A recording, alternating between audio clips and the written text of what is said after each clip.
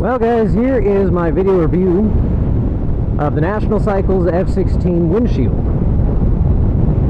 It was really simple to install, and I actually think it looks really nice, even from this view.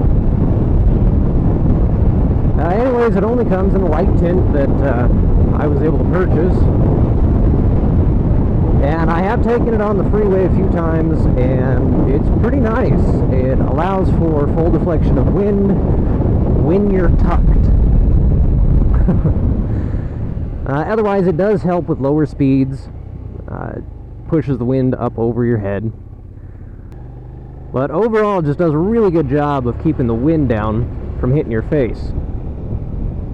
Now, depending on where you install it, whether it's further forward or further back, you'll get more protection from the wind. I have it so that when I'm going, say, over 80, I will have to duck in order to get the full benefits of it.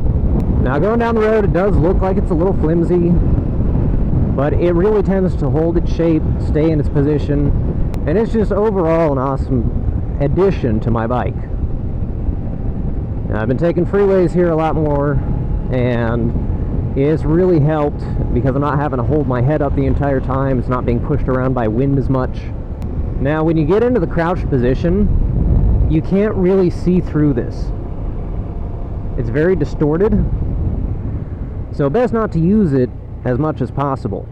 I have found, though, that you can still keep it at eye level, look directly over it, and you will get a little bit of buffeting on the helmet, but it still cuts down the wind dramatically. Now, I ended up picking this windshield up from twowheel.com. Had an awesome deal on it. I think it was like 80 bucks, and then they had a, like two-wheel instant cash on top of that, so it's pretty awesome. All in all, I spent a lot less than I thought I was going to.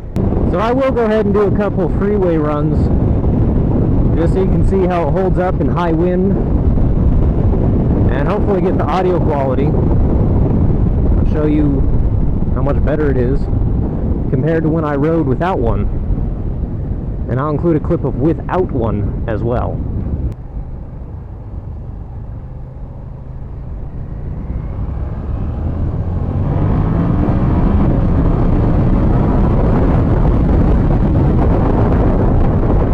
So basically right around 80 miles an hour is where the windshield stops helping when you're sitting straight up. Once you get to about 90, you gotta duck down here. But as I'm sure you can hear, there's a lot of buffeting going on at the top of the helmet.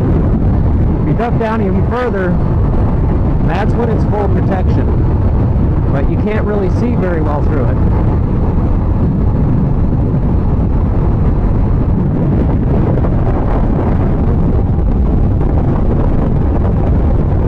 That really does do an awesome job when you're standing up, or when you're sitting up,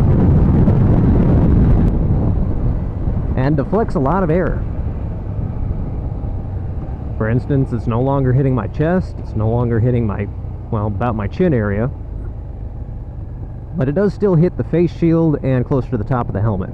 Now, if you had gotten the F-16 Sport Edition, it would have only come to here. So basically they added about another 5-6 inches to it and called it a touring model. Overall, I'm actually really happy about this. It's an awesome addition to the bike. It really doesn't look that bad. It's a lot thinner than a lot of the other models I've seen, but it's great. It's as if I had the fairing version, only of course it's attached to the handlebars, so it turns when you turn. But because I love the naked look, this is perfect. And the price is great. Another awesome thing about the windshield is when I have my phone held here, going down the freeway, all that wind would hit the back of the phone here and force it down, so I can no longer see, if I got a message, do I need to pull over and check this? Now that I have the windshield on, it stays right where it's put. And that's really awesome.